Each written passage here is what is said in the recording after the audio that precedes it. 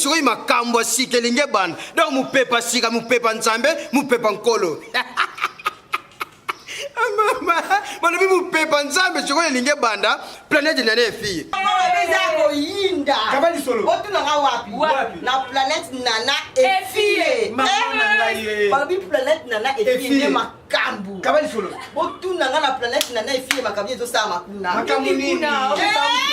balobi wana boss Maman boss. Donc boss. Balobi ye engagé na babindele. Maman nanga babi bo s'abonner. Ouais. Bo zela te bo s'abonner. Ouais. La kati ya planète nana et fille. Et mais si to banga na kati. Biso na kati. Planète nana et fille. Ouais. Balobi maman waza boss. Ouais.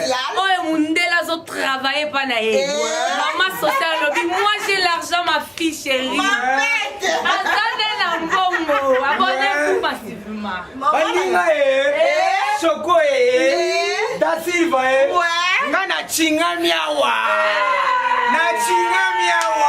Balobi maman nana et fille, c'est-à-dire maman sociale. Aïe maman sociale, c'est-à-dire awande azui ba mindele engagé bango. Bisoto tingami awa. La kati ya planète nana c'est-à-dire balobi ba film bien. Kitoko. Ba émission bien. Kitoko. Gaga bien. Kitoko. Ba acteur na nos préférés. Tandé. Beaucoup donc la kati ya nana. Et puis babi na kati sous ONG Zali. Oh, maman sociale. Ah, d'abord orphelin. Maman nga orphelin, maman na orphelin. Oui. La tindi baninga nga ba s'abonner. Pour s'abonner. Pour yo zozani pour s'abonner. Ozani s'abonner. Ba pesa bana biloko. Bana ba orphelin parce que nzamba luka ma pamboli. Yo pe yaka kota kuna la kati. Maman ebiloba. Maman ebiloba. S'abonner parce que o ba sa voix non e ko sa bien makati ka planète Papi nana et fille. Papi makamone pona kotingama. Na tinga miawa.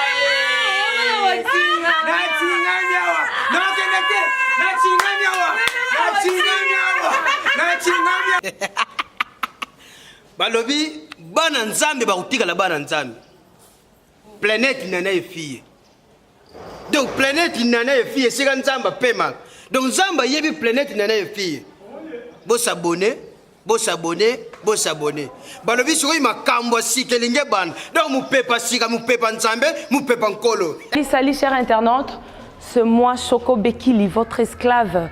Et je suis très ravie de savoir que vous êtes là nombreux en train de nous suivre avec votre chaîne que vous aimez tant, Planète Nana Effiye. Maman, balobi mopepa nzambe sikoyi elingi ebanda planète nana efille. Désormais, tout le monde on a linga na sidi moko na sepelaka sidi moko na sauver planète nana efille yango yena makambo. Abonnez-vous massivement. Nde makambo donc vous s'abonnez massivement na planète Nana Effiye. Mutu nyonso vous s'abonnez na planète Nana Effiye. Film, gag, musique, mateya, awa nde solution. Planète Nana Effiye. Planète Nana Effiye TV. Fin. Chaîne moi les caméras raté. Okosa chaîne les caméras raté. Planète Nana Effiye TV. Abonnez-vous. Abonnez.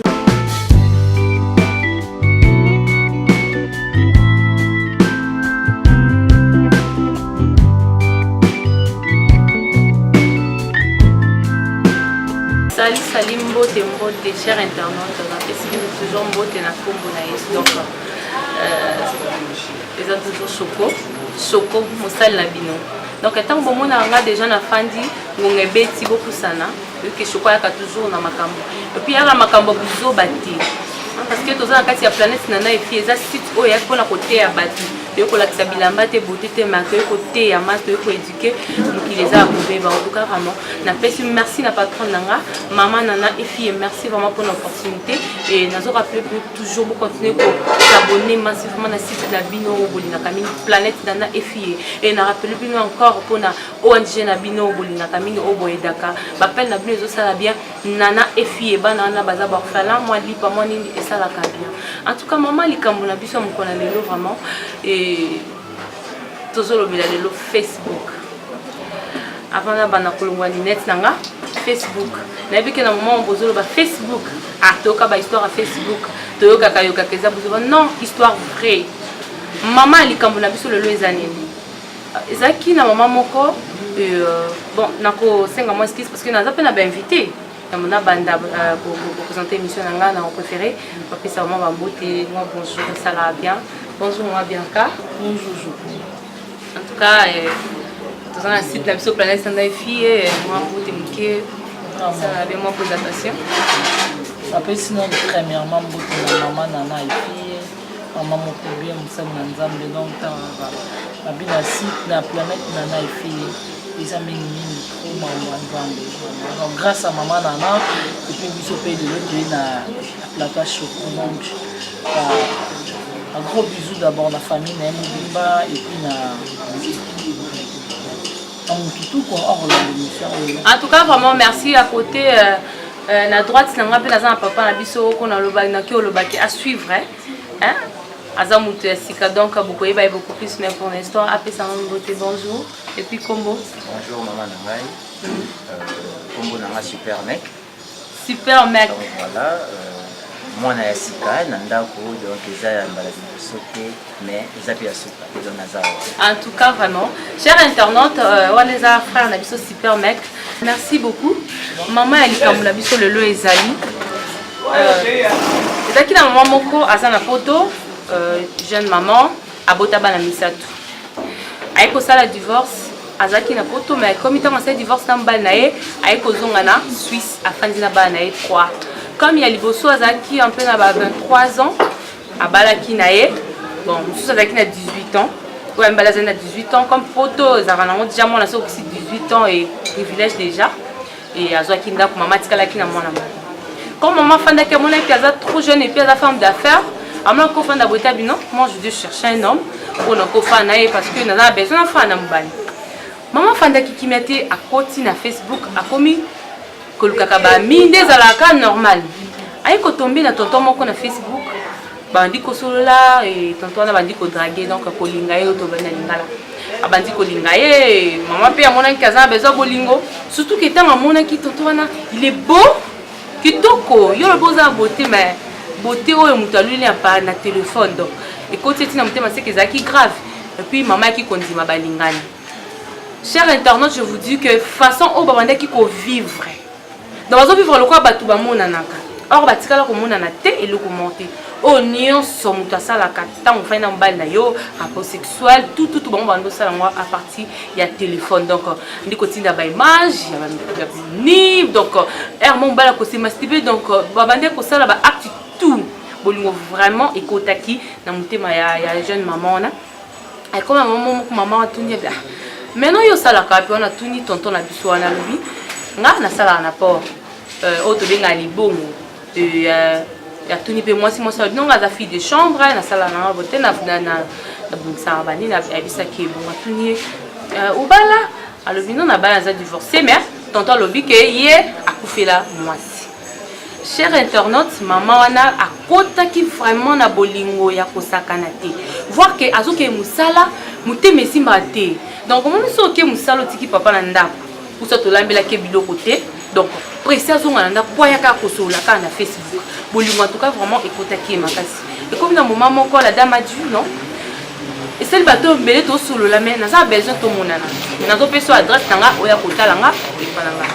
Les gars a dit o problème exact na koya kotala yo abi on appelle ça adresse non copie sa adresse non copie sa adresse nga moko na yebi nini non sala pona komepana comment est-ce que tout le monde na te chérie to sola ka bien makambutu comment oyebe sikanga na zala raté oya ndenge ni oyo za nga na Suisse oya nga pe na papa lobi nga pe na Suisse mais na province abi bon ça dérange pas na jour oya na lambelo oh non chérie t'inquiète ko lambelo côté mukolo na oya lamba biso mbaye po toli ensemble basuka ki vraiment à côté adresse mobile ndé ko linga pe sa adresse te cher internaute andaki vraiment o linga te et ko lekele ki moi ba jour muke muko mususu maman biso alali era e ko lala desala moko lali surtout ki atala pembeni boye bon likolo mbe tuki menacé mwana mobali tonton wana oyo amonaki na Facebook mobile na yo wana o balingana ka wana o azana mbongo wana kanga ba photo ba place bien wa buga wana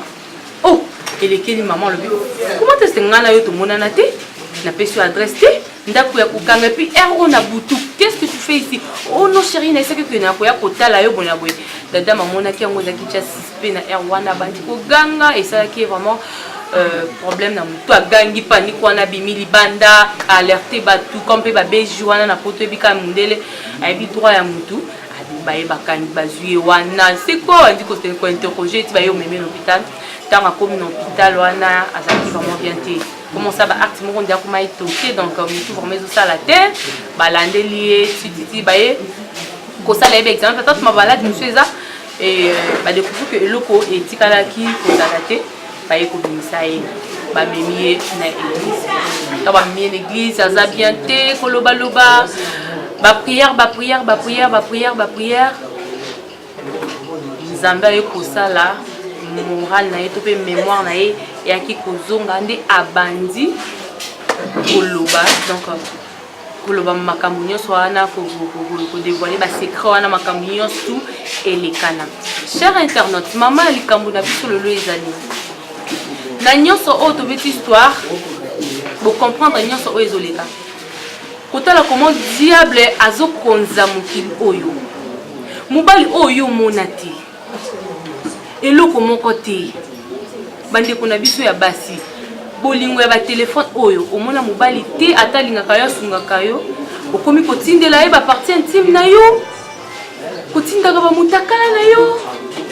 Or le messie à question azalaki moto ya bomoité aza moto a kufa je sais pas nazana ba invité nanga na éviter soki to kokabola ngoni faute eza ya nani faute euti na divorce à partir du divorce nde sali que maman akoya na erreur wana parce que maman zanango akoki pe ko fanda boté azaki na besoin mobile to akutani na biloko wana pona kozanga vie de prière. Donc toza bandeko en tout cas vraiment to kabola idée parce que nga moko na kokate to be camper ko kabola idée papa na ngai pona nyonso wana na yo oki koloba neti nini faute eza ya nani moi si mobali to nini Choco moi non ndenge na oki histoire au relater awa ça m'a fait très mal par rapport ya victime oyo hein ezali maman na biso que je salue en passant. Oh, nous sommes liés à s'attendait que Marambouane est là. Et quand on parle du divorce, moi je pense que le divorce n'a rien à voir dans Marambouane. Pourquoi? Obi Bobango na circonstance nyonso tokomisaka kombo nzambe parce que toke na gauche toke na droite. Nyonso oyo esala marana vie na biso bato na mokili awa eza mabeza ya malamu. Nzamba ebango et puis il avait planifié ça banda tant que na kati ya libumu ya maman. Donc ce qui toke na côté reluka faute bon na kopé ça fait mon bala na faute parce que les hommes doivent exister raté. Mais on peut se faute ndeni. Donc na roloba les hommes molimo to elima ou consort. Voilà. Mais de l'autre côté ceux qui n'a que côté maman na cadre ya réseaux sociaux hein.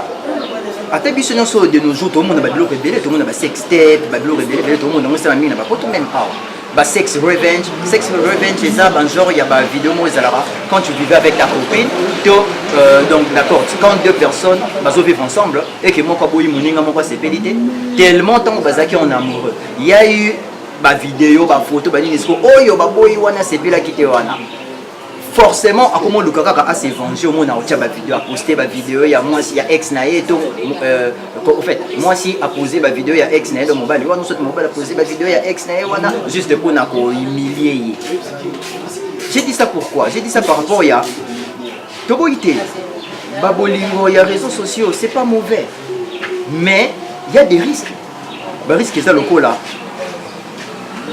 tu fais la connaissance d'une personne que tu n'as jamais vu comme ça physiquement et du coup de foudrier makasi et tu commences à te déchaîner et puis tu perds le contrôle au bandeau tindele la photo la vidéo et comme ça.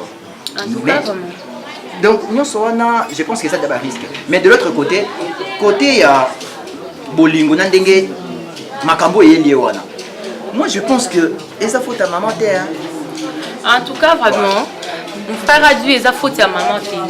En tout cas, pour moi, les faute à maman. T'es cher internet, bino tout bozo. On a vu qu'il bino pe la banda bozo pe sa baï deux partout bozo ali ba bureau bozo pe sa baï deux dans mon crâne habito. Sur les environs de Bianca et ma sœur pour naïo vraiment au cœur le bango. Moni comment apparemment je peux na kolo bani moni ba divorce olo za rabinde. Maman soka zaki na papa. Anya kutana problème là. Akutana problème eza suite à divorce. Moi tant to bana naka, tant to le pour le meilleur et pour le pire. Ezaka ya mbebote. Il faut to bomba moti na kata motema. Ozomona. Tant maman nana azobeta siete, aoteya ka bata. Asala ngo pona sentiment te. Azolobaka makambo oyo ti azwa oshokubo kubeta lisolo oyo. Eza lisolo te ke bo fonda ngo, eza chose vraie. Ce que na kosenga beaucoup plus na ba femme mariée. Ozomona, quels ont problème ngo za ndenge nini. Il faut ko yebaka ko gérer problème. Suite à divorce ne comme une maman. Dieu est bon et grand aussi que à ça lui perd ta mémoire plutôt à couper péter et puis à envie. Il y a d'autres personnes au bazar la père mon bon va couper sur place moi et puis après la début du solo les athées En tout cas vraiment. Donc quand on a vraiment dans le bas au bêta toujours c'était ma femme mariée attends ma papa la bisopé divorce c'est bien que donc suite à divorce tout le monde va fazer suite à divorce tout le monde va cheguer tout le monde va kuluna et zo ya donc à cause de nini il y a divorce kaka en tout cas divorce donc ma sœur a dû cause il y a divorce donc nous sommes au moyen de condamner de quoi la mobile les parce que asa mutute aza mutu akufa azalaka na mokili oyo te donc oyo bible ezoloba biso ke diable ayaka kaka tozalaka na vie de prière toyeba ndenge nini ya kotambusa vi na biso parce que ndeko ndenge ake wana atiki na ye te aochange kote aokesu mpe na famille mosusu po bible ezoloba ke diable ayaka kaka ata neti otobengani na nkombo na yesu ayaki apemi so asentir moto esili azongi lisusu donc tout ça bandeko balobi eza cause ya divorce.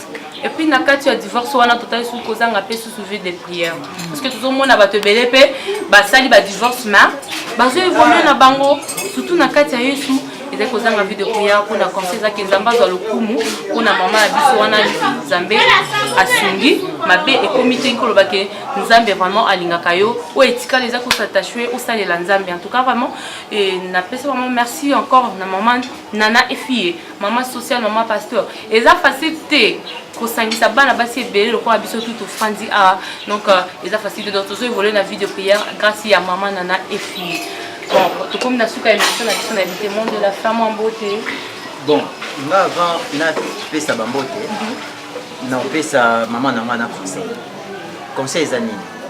Maman ceux qui à se sentir azaka jeune il faut abala. Même si nzamba linga lekisa ye wana parce que du fait que akufite et qui m'a besa mete nzamba yebi pourquoi. Il voit déjà un message. C'est un message codé donc il faut avant tout à côté de la vie de prière tango ayebena moto atuna pe nzambe.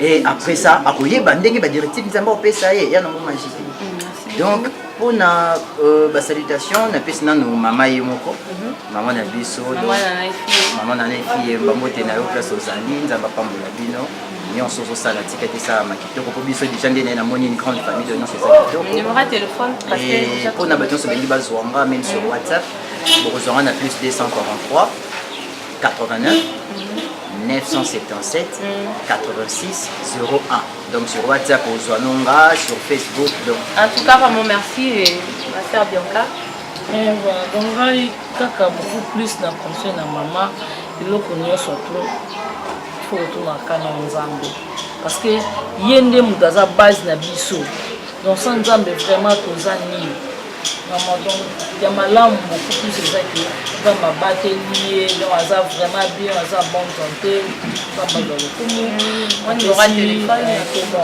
bon bon d'abord na maman nana et fille donc grâce à maman nana et fille et Nazalia vraiment par gros bisous na maman nana et fille et puis na bosanité na pesi mboto na display image donc babi kubala mulai quoi et Niclette Mayal et puis Fatou, Pascal, Papa Mabélé. En tout cas, vraiment, merci beaucoup. Merci pour la merci la caméraman Nanga Chilo Motema. Donc, que Dieu te bénisse pour la et maman Nana et merci. Et tout le monde maman, on a besoin de numéro dans la téléphone. Comme mon numéro dans la téléphone est 089 80 690 20. Donc, tu peux engager dans WhatsApp. En tout cas, merci beaucoup. Au revoir. Bye bye.